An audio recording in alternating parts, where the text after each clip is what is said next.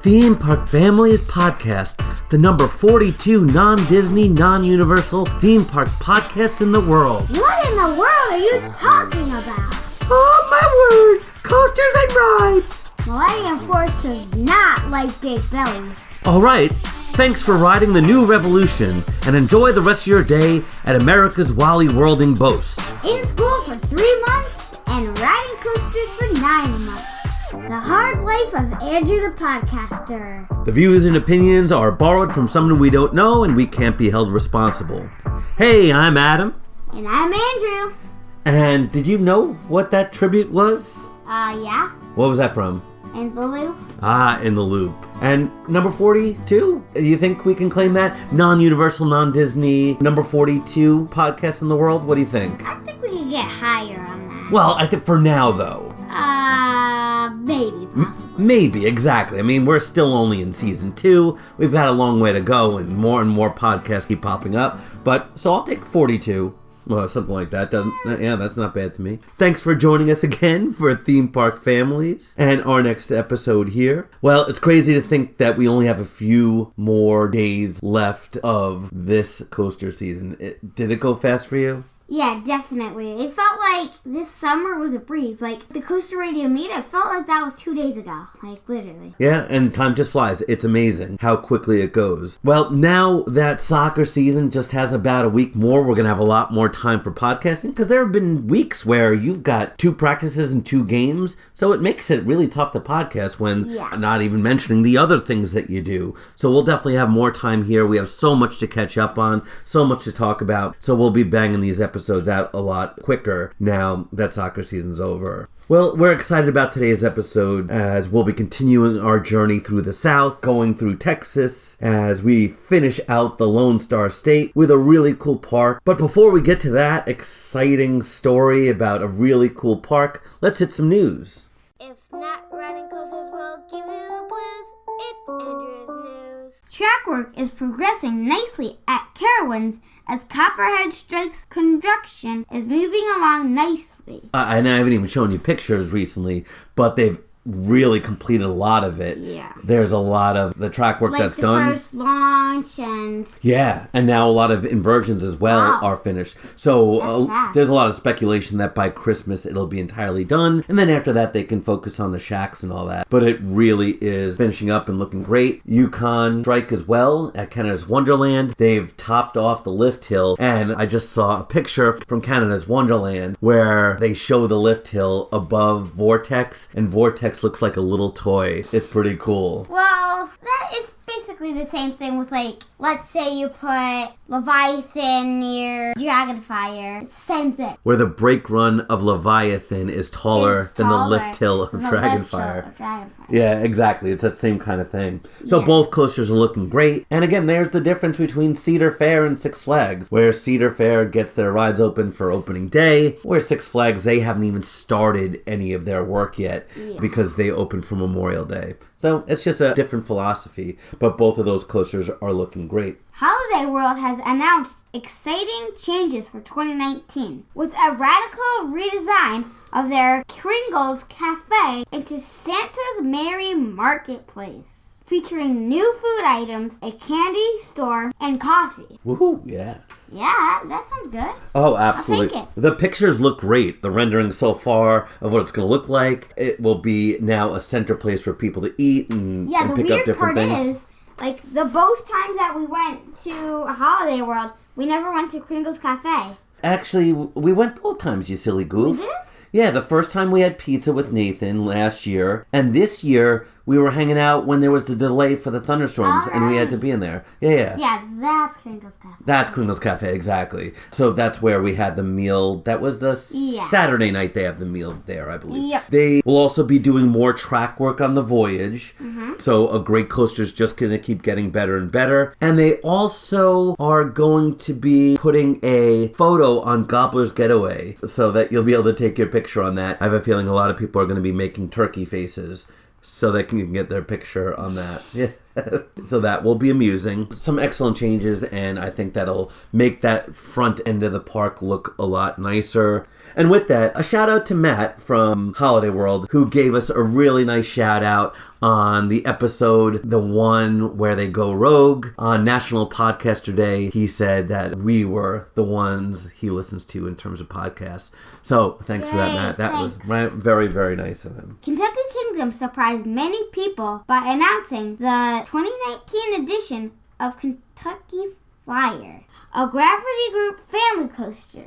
After 2 troubles with Kentucky Board with the land use rights, the project was approved for next year. All right, so that was kind of nerve-wracking there for a day. And a lot of coaster enthusiasts got behind Kentucky Kingdom, sending letters and emails to the Board of Governors to try to get this passed. I know Taylor was a large part of that as well, as he had just released his documentary. And I've got to show you that here pretty soon, that Taylor did such a great job from Coaster Studios on Save My Park and the history, which was pretty neat. And then right after the documentary comes out, there's this tension of will they allow that 1 acre more of land to be opened up to build this coaster? But thankfully, it did get approved. I feel like that's a good addition for Kentucky Kingdom. We hear so many great things about these Gravity Group Junior coasters, but we haven't been on one yet. Are they kind of like those little coasters that they have at Kings Island, Kings Dominion? Tiny, like, blue ones? It's that sort of idea, but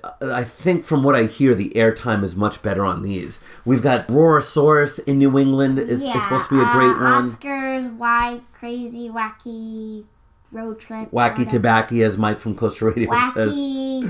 Wacky Taxi, yep. And then at Cossie in Connecticut, there's one more. And everyone says that's amazing. And that lift hill, I think it's only like 25 feet, something crazy like that. So everyone says that those junior Gravity Group coasters are terrific. So we have to try them. I know, yeah. And definitely next year will be the year that we'll get on those. Having those intermediate coasters is just so helpful for families. Having that step, not going from a little 7-foot lift hill junior coaster to an extreme coaster. Those are good beginner coasters. Like, they're not quite the tiny little 7-foot tall ones, but they're a good size. They're not that scary, but it's a good starter one. Like, it has the same elements as other wooden coasters that are out and back, where it has drops, air times, and a turnaround. And so it's basically other bigger wooden coasters, but in a smaller size. Perfectly stated. That it packs a lot of the same ideas into it, but is a little less extreme, less scary for a lot of young kids. Not everyone goes 0 to 100 in terms of extreme coasters. It's good to have that progression, so that is a good addition. But definitely check out that documentary that Taylor did. It really is well done. So after Over Texas, on our trip, we drove down to New Braunfels, and from there in the morning drove out to Fiesta Texas, right at opening of the park. Now, I had known about this park many years ago from watching golf tournaments, that there was a next door golf course that hosted for about 10 years a golf tournament. We have a book upstairs in our room, and you showed me a picture of that golf course that's right there, and you can see, like, the quarry walls. You can't see any of the coasters, but you can see where the park would be, and that's really, really neat. Oh, no, you can see it from one of the vantage point. You see Rattler when it was Rattler. Yeah, from that one picture in the book, you can see Rattler, which back then was not Iron Rattler yet. It's a wooden one. Yeah, so I remember watching those golf tournaments, and they're talking about theme parks, and this was 15 years ago. When you were scared of them. Well, and that's the thing. When they were mentioning and showing video footage, like, I was like, oh, get this off. I want to watch the golf. Why are we watching nonsense? And then 15 years later, they're like, I'm really interested in that. Wow. Well, it's flip-flop now. Yeah, I mean, I certainly still love golf, but it's almost like, show me the theme park. That's really cool. But now that course is too short and isn't used on the tour anymore, but it's still there. So I was always aware of it, and the course, just like the amusement park, has those quarry walls. So I was familiar with it that way. When you pull into the entrance and you go into the parking lot, the first thing that you saw, I don't know if you remember, what struck you when you looked at the park first? What ride you see, what is first in your mind, right at the parking lot? The first thing I saw was Goliath. Very good. That is basically the Batman clone, but they call it Goliath there. And it's basically the same thing, but it's painted different and the same sticker. How did you think it looked? It looked great. I mean, the paint. They did a wonderful job on the paint. I felt like when we got there, they painted that yesterday. It really did look like that. It's stunning. And compared to other Batman like Great Adventure, you don't really see the whole thing from the side. Now, it's a different color scheme too, but you don't really have that same vantage point. This one's like blue and yellow. The Batman clones are like black and yellow, so you don't get to see it all. Based on being able to see the whole thing, it just looked beautiful, and it was a nice kind of first impression of the park. The front entrance is kind of cool, too, with that whole section. Yeah. It's got kind of that Adobe Southwestern look, and it really kind of is an inviting entrance. It looks like you're actually in a real town, which is very unique and cool. Yeah, really liked it. So a really beautiful front entrance in terms of Six Flags Parks. Now, just talking about the specific areas first, the different lands, let's go through that before talking about some specific rides. Okay. So right in the front area, you see the water park is right over to your right, and that is connected, and it's a same gate water park. So that's right over to the right. In the entrance there, that part is called the Los Festivales. And you can tell because it looks like a Mexico-type town with buildings that look like they're made in Mexico. Exactly. Some of it is kind of a tannish color, but then others are really green and like pink and orange. Great memory. It's very unique. So very vibrant, eye-popping colors, and all the paint looks terrific. It really is a nice area. That's where there are a couple of stages and arenas there, and we saw one of the shows there on the second day. And I remember when we saw that show, we told the performers that is the most talented singing and dancing we've seen. They did a great job. Because I'm surprised with what they did, because they'd have singers that sang just Spanish, and then they'd have singers that sang American, and they had some that were both. And they did a great job with it. Their singing was very good. They had all good voices. And then they had music playing, and all the musicians were very good. And yeah, they did a great job. I loved it. And it's rare that we ever go up to someone and approach them and like that and go out of our way to tell them that they did such an amazing job. But it was really nice to talk to them as we had a little time. Well, moving on from there as you make your trip around the park, next up was Crack Axle Canyon, which is themed after a 1920s boomtown western type of area. Yeah, like it's your area that you see in most Six Flags parks. Mm-hmm. Where it's like the cowboy type western themed area. That's like Great Adventure sort of has that near El Toro, a little bit of that feel. But I think here they take it to a much further extent. All those kind of tavern, saloon looking places, exactly. Yeah, like they do a lot of good details. Like in the buildings, they'll have theming to like old western barns and like saloons. And even the buildings that they don't use as much, like for dining and stuff, they don't use those. But they'll still have, like, theming to those separate buildings. And then they also have a sports bar, and they'll theme it to an old western bar or whatever. And they did a great job with that whole Crack Axle Canyon area. Really looks nice, and that's where Iron Rattler and Roadrunner Express, their mine train is. Yeah. So that's a really nice area. As you continue on then towards the middle of the park then, that's where they have Spassberg, which is such an odd area, kind of German themed, and I love that area. It feels a little strange in the middle of Texas. Isn't that where like their kiddie area is? Yes. And where their Lockland is? Very good. So a lot of their kiddie rides have German names to them. Very weird. And I feel like that is very connected with the front of the park, because again, you'll have the buildings that look like they're made in Mexico and that are very unique. And they do. They blend in kind of nicely. That's where they have a big fest house type place. Yeah. Not quite as big as King Island's, but they do have a stage there and a number of different places you can eat. So that was really nice there. And a couple of shops And that theming is really well done, almost like a 1500s German kind of town. So really like that area as well. Continuing on in that direction towards the other end of the park, you hit Rockville next, which is a 50s America type town. Yes, this and Crack Axle Canyon were my favorite areas in the park because I like how they do it because it's so unique. There's none other, Six Flags park that does this. So what was unique about Rockville? So Rockville is supposed to be like a town where you're walking on the street, and the cool part is they'll have actual stoplights that will go red and then orange and then green, and they actually work. And then it looks like an actual town. So on the side you'll have buildings, and some of them will say different diner names or like different shops or beauty places.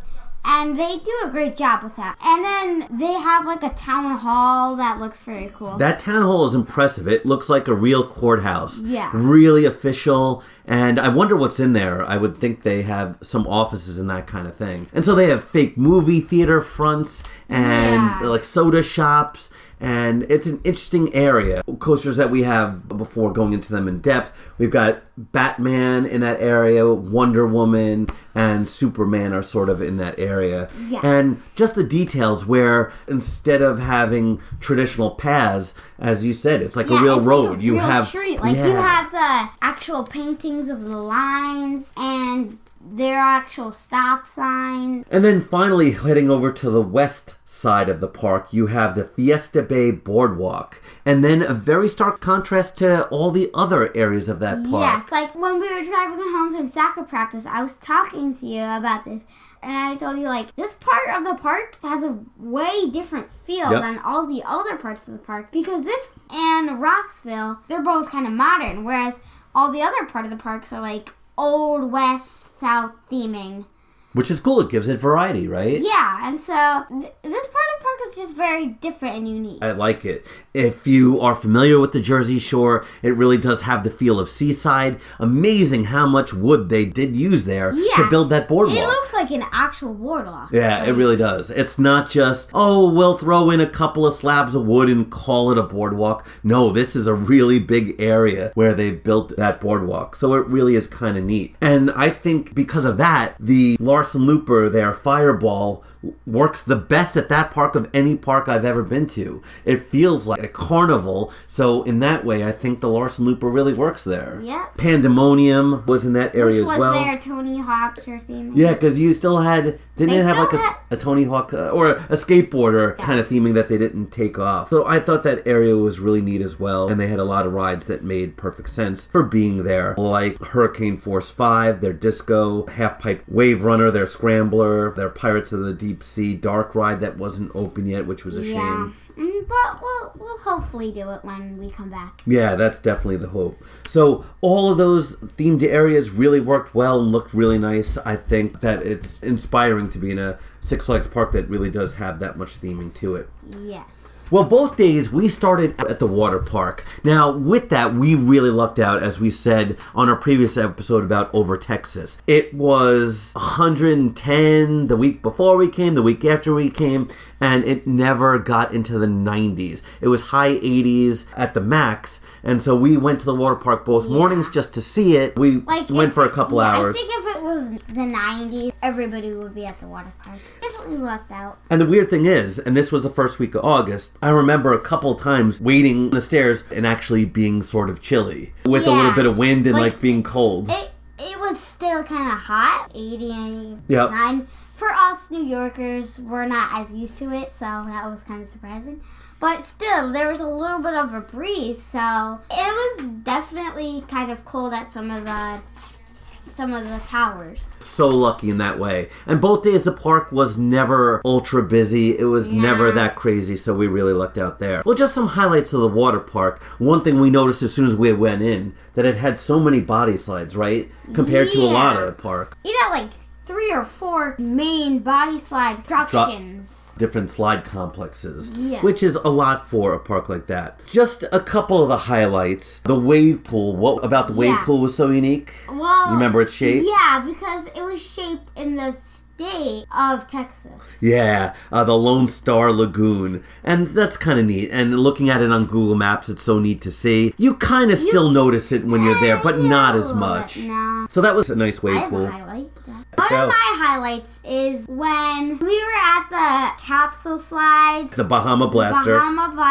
Yep. I went up there with my little brother, Alex, and he was kind of nervous about it, but he said he'd do it. And then when we got up there, he kind of chickened out, and I had to go by myself. And then I went down, and then we were waiting for him to come down the stairs because he was too scared to do it. And then all of a sudden, we see that he did it, and we're like, what happened? We thought you were too scared to do it, and we're coming down. He said that he decided to actually do it instead of being scared. That's a big step for him, exactly. I'm proud of him. And with a slide like that, a lot of people talk about it that it's freaky. People who do big coasters, that being in a capsule and having that door closing is a little bit claustrophobic. And then that tension of waiting. I feel like I like being closed in a capsule because it's warm in there. It's true. When I did the capsule slide the second time, I was in there for almost 45 seconds. Whoa, that's a long time. I don't know what happened, but I was in there for a super long time. Like the attendant was putting the other capsules, letting them go first or something? So she went up, she closed my door, then Alex was too scared to do it. He almost got in, then he got out, then they had to wait for another single person to go, which I was still waiting in there.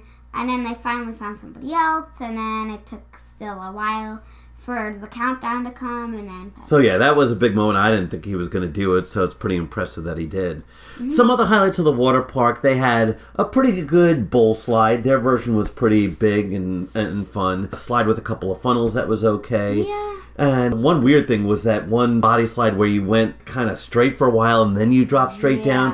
And a couple of us had to push ourselves to get to the drop. I made it 3 feet, then I had to push myself like 20 feet. Not a good design, is it, when you have to do that? So that's not a lot of fun. Well, the only other part is to mention is Thunder Rapids Water Coaster, which I think was 2 years ago, big addition for the park. And it was the one that I think they called the saucer turns. That it's a water coaster that had saucer turns, and I think it was mostly propelled by water. And a lot of people were excited about it when it was first announced, and it looks really cool. The colors are awesome. It really pops, and it's in the front of the water park, so you really see it from the parking lot. So that was weird. Yeah, what did you think? I thought it was good, but a little bit overrated, because I felt like those big funnel things, they didn't need those. It didn't do anything. Right, those turns just looked interesting. They they look like funnels, but they don't even do anything. You just go around a curve. So in that way, they look cool, but they do nothing. The weird thing is, once you come out of those, there's a big splash that comes over your head. Well, yeah, that'd be my criticism too. Not only at those moments, but also when you're being shot up the hills, you're being forced up by water, not magnets. So water's just flying everywhere. And after doing it once, you guys were like, okay, we don't need to do that again. And we did it the second day just to try it again, but you would have done any other slide over that one. And again, that's the Holiday World problem. When you've done those two... Yeah, they're just all... Yeah, the others are just so So I think that's what Busch Gardens Williamsburg at their water park, Water Country, I think it's called, USA, that's what they're getting, and they're just nowhere near as good. But still a nice water park, and we had fun on both mornings doing that. For a couple hours we'd stay there. Yeah, like 2. Yeah.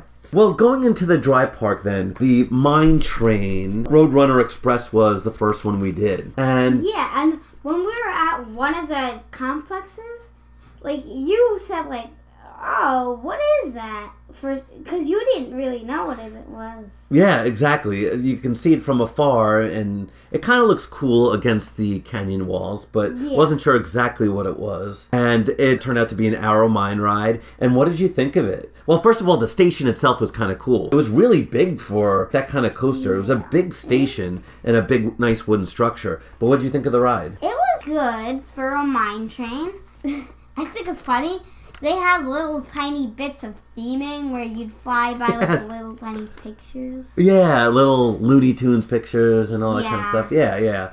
Like cheesy like that. Exactly. 2 lift hills on it. Yep. And I think it's the second one where you really pick up speed. It's nowhere near like Thunderation level speed, but you get definitely some forces on it. So I'd say for mine trains, it's in the top half. Yeah, but unfortunately it was only running 1 train. Yeah, but thankfully not too busy. But yeah, only 1 train. And of course with 2 lift hills they could have potentially run 3, but they only had 1, but it really wasn't even that busy. Yeah. So yeah, I thought it was okay. Fairly smooth and a great setting going through the side of the canyon area. And near Iron Rattler Lift Hill. So that was kind of a nice preview. That's a great point that you see Iron Rattler not too far away, which leads us to our next coaster. And as we walked over to Iron Rattler, I was a bit nervous. Now, I knew it was going to be better, but after the day before and our new Texas Giant experience, where we thought it was so mild and bland, I was still a little nervous about it. Now, Iron Rattler looks stunning before you ever even get there. Yes. Just the queue itself is so long, and we never went into the bottom queue, but they, if you remember, had all those boulders that you would walk through if it was a really busy day. And then you go up the super long stairs that it winds back and forth along that wooden station. And then you finally get there. Now, they had the same odd trains and restraints that New Texas Giant did, and I liked them. A little bit different.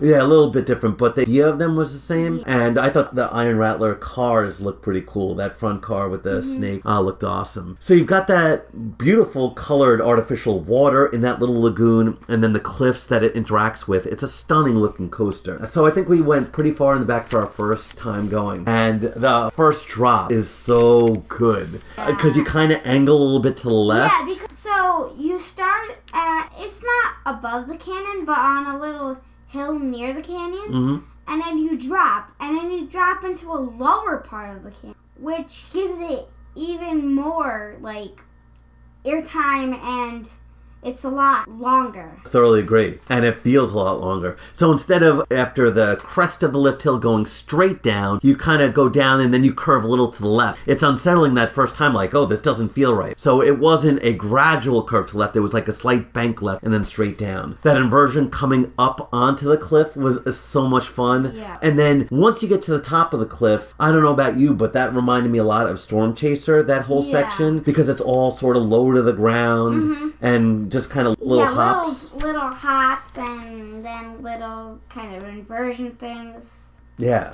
And it was very interesting, that part. Yeah, and that's the part from the old Rattler where I guess they had that giant helix that just goes on and on and on. And that's supposed to mimic a Rattler being coiled around. And people just said it was so slow and it really didn't do much. Well, then you got that drop off the cliff, and I thought that was pretty great in the back, too. That was good. Yeah, it was so much fun. And then I like this tunnel way better than New Texas Giant's tunnels with the lights, which don't really do much and there's no force in there. But I thought Iron Rattler tunnel was great. Like, at first, when we were at the water park, I was like, wait, does that actually go in the hillside? And that was very unique. I can't believe how long that took them to, like, drill a huge hole in there. Exactly. That would have been a lot of work. So it's a cool part of it. And then even coming out of the tunnel, that little dip and then hop up onto the brake run, I thought that was so much fun too. It's just really hard to rank RMCs for me. It's hard for me to say this one and this one.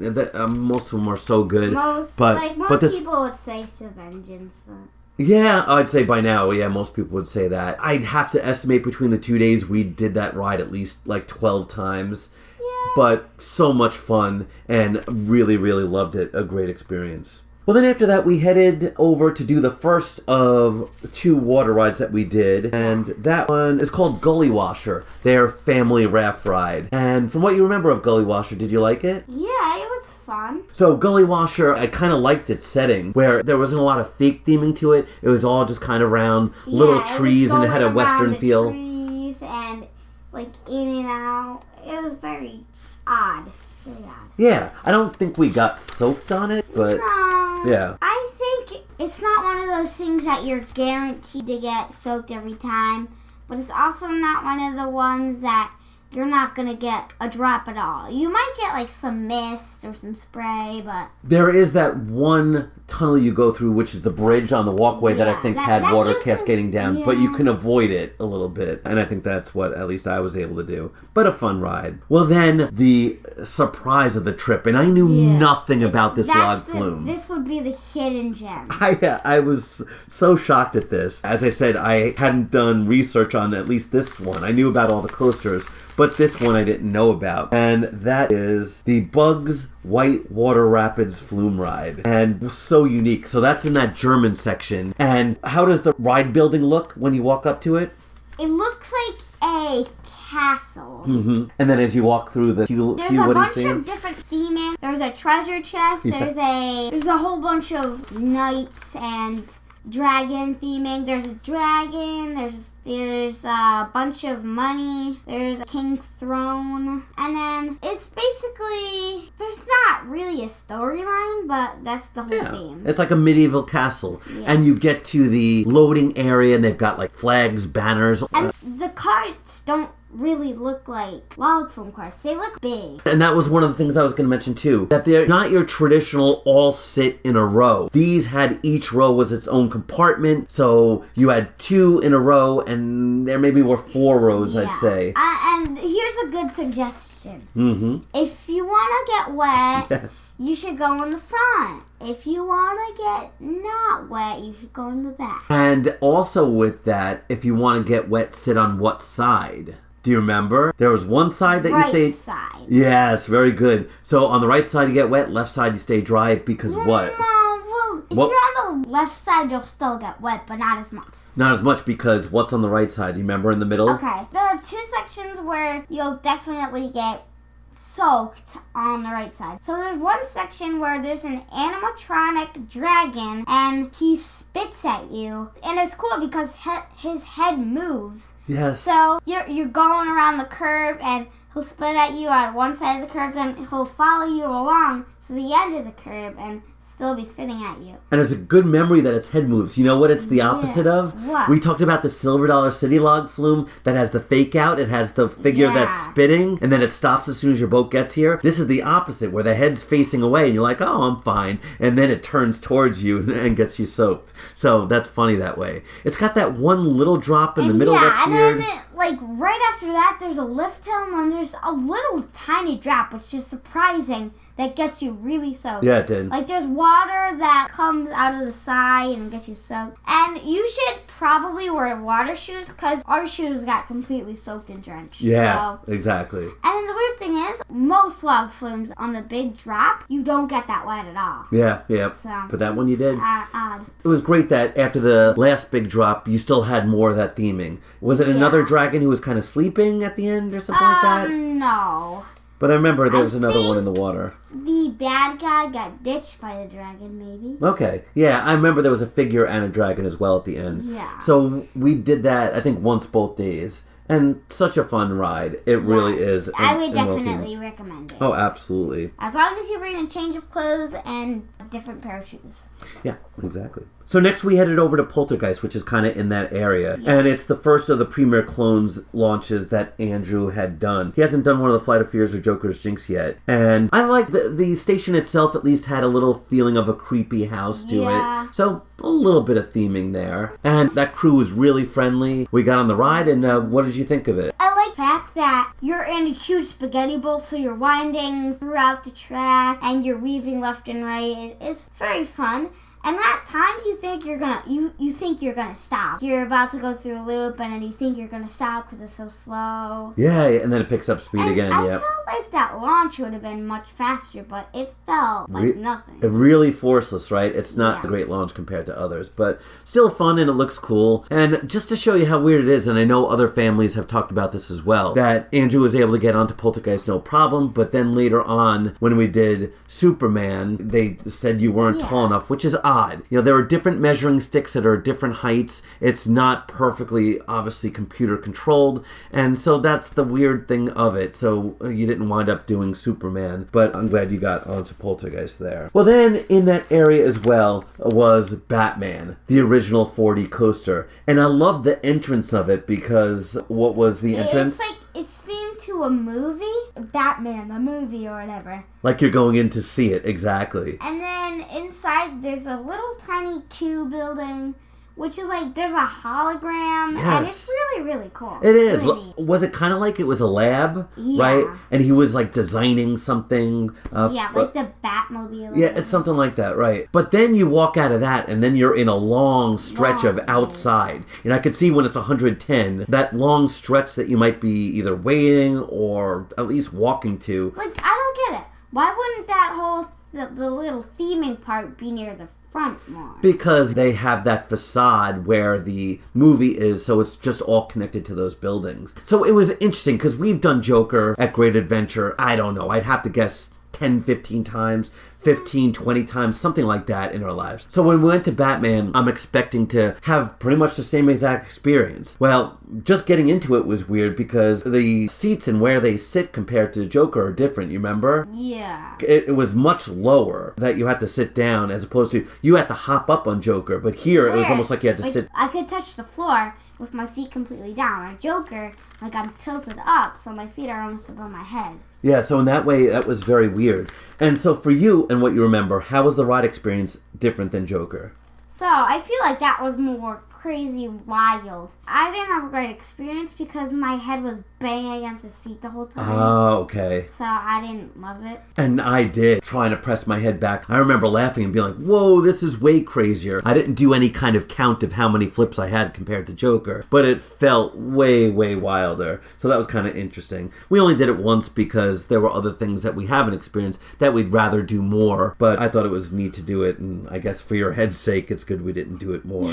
Yeah. I knew about the cliffs and the fact that they were there and had seen pictures, but being there, I thought the beauty was so much more enhanced. It was just so cool to look at the whole time. Yeah, and to me, it made it a great setting. There was one thing that we didn't do that we should have done. It's their train ride that goes actually in the mountain quarry. That was one thing I mentioned, and that's called Der Pilgerbahnhof. That's their train, and it goes through the tunnel, and that's one thing I had marked down, that it's a shame we didn't do that. We almost always do train rides to at least get that perspective, to hear if there's going to be a tour and information about the park, but it was just one thing we never got to. So next time we go there, we definitely will. So that looks so cool, that section where the train goes through the cliffs, that they have those tunnels. And then one thing I didn't know about the cliffs is what they had, 3 of them, to make it look better. That was so amazing and pretty. It's waterfalls. Yeah, that I didn't know at all, that they had the 3 waterfalls coming off of it. Yeah, and at night, it's lit up, so it looks even prettier. Yes, exactly. So it looks stunning. And then adding to it what they do at night, at closing for the last 15 minutes, what do they do at the cliffs? Do like a little laser show thing. Not only just the lasers, but also they had the fireworks right there. They had fire, and then they had water dancing to it. Very good. And the water and the fire that were dancing, that was part of their top spin. So almost like at King's Dominion, their top spin there near Volcano, they had the fire and water fountains that were choreographed, and it looked really amazing. That was so cool. So that was a great way to end the night each night. Well, Superman Krypton Coaster, Andrew didn't wind up doing it, and I know a lot of people say it's their favorite floorless. It looks really cool with that lift hill going onto the top and one other spot where you go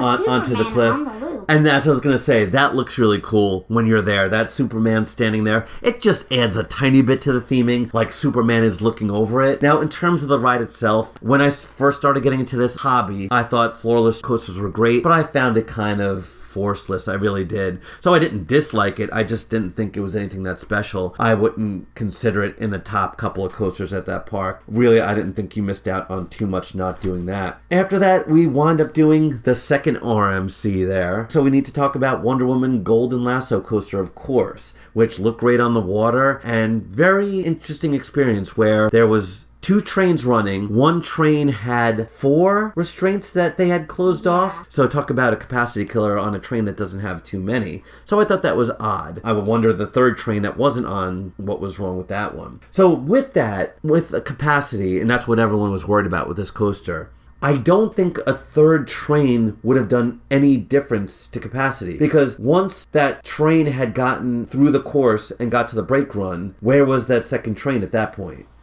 Already In the station? In the station. So that's the problem. That it's kind of a slow loader with people getting off and the next people coming on. And it's such a short ride that second train, the people behind in that second train are waiting as it's slowly rolling forward and then stopped. They're waiting for that next train up to finish and get onto the lift hill. So I don't see that a third train would do anything. Now, in terms of the ride experience itself, what did you think of the Raptor? I thought it was great. It was very interesting.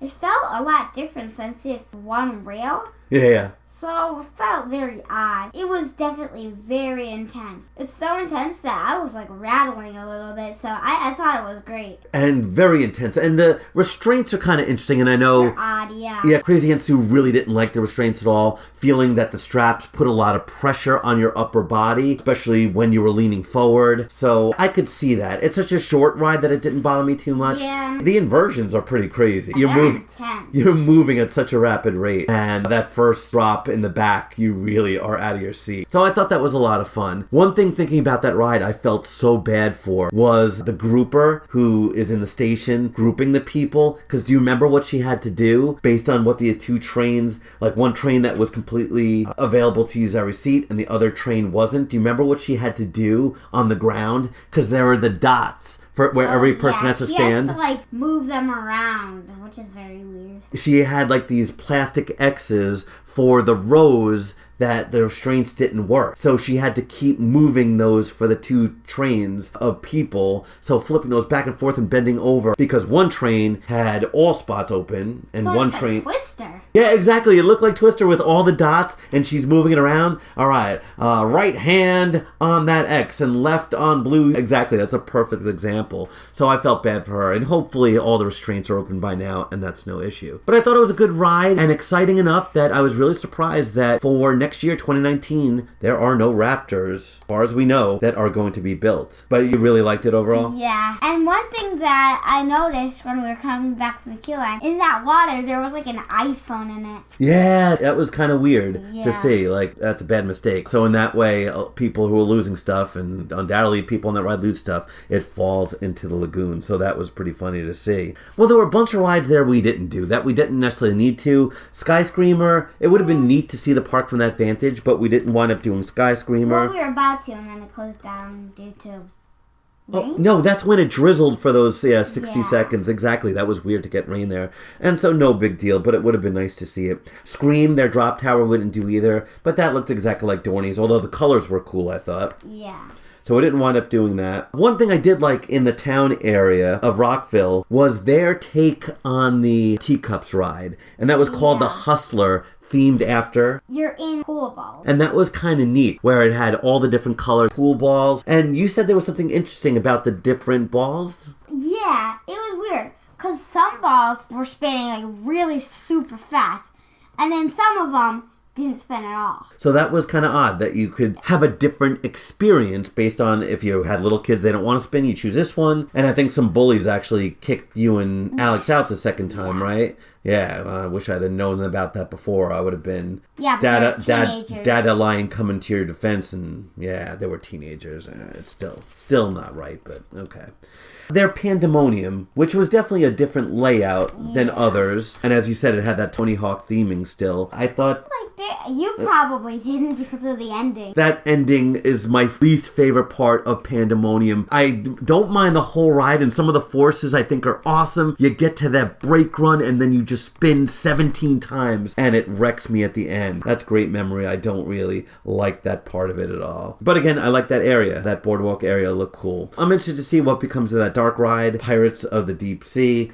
Sadly, that was closed, but especially a park like that so needs a dark ride. Yeah, that would be interesting to see when it opens. Overall, the park, would you say that's your favorite Six Flags park? Yeah, definitely one of them. We still haven't gotten to all of them, but those two Texas parks are probably my favorite because of the atmosphere and how pretty it looks and how good they do with mixing the park with the actual quarry. How well they do with putting some of the coasters on them and so close to them and that you really get a good view of the actual cliffs. Very cool. It really is a stunning setting. In terms of the future, it seems like they have a couple spots where they could expand. I'm not exactly sure of the borders, but Pandemonium area, it seems like there's a little room over there. Yep. It seems like there's a little land in that corner. And then up above on the cliffs, I'm not sure exactly how much they own. Like near the mine train, it seems like there might be some space up there. Near Superman. Yep. Maybe. But I love their addition for next year, having the giant frisbee that they'll have there. Will be a great addition. Flat rides, always important. And it really seems like that park just gets so much love. I thought overall our experiences with the employees were great. I don't think we had any negative interaction. And we had one good part. You want to tell them about it? Yeah, go for it. No, you can. Oh, with getting our snacks, right? Yeah. And we try to do this opportunity as much as we can. I know our friend Clint does this as well. That whenever you have good service, going to customer service and giving them a letter of good service is always a helpful thing. Oh, that's when it was raining. Yeah. Yes. And it was the icy. Is that what they were? There was a little icy stand in the Rockville section. And there was a male and a female. You remember names so well. Do you remember either of their names? Victoria and Keegan, I think. And that very well could be right. I'm not going to doubt that at all with your ability to remember names. And I remember she had like a sign out that said something like, holler if you love the rain or do a rain dance. Exactly. And we all did a little rain dance and woohoo.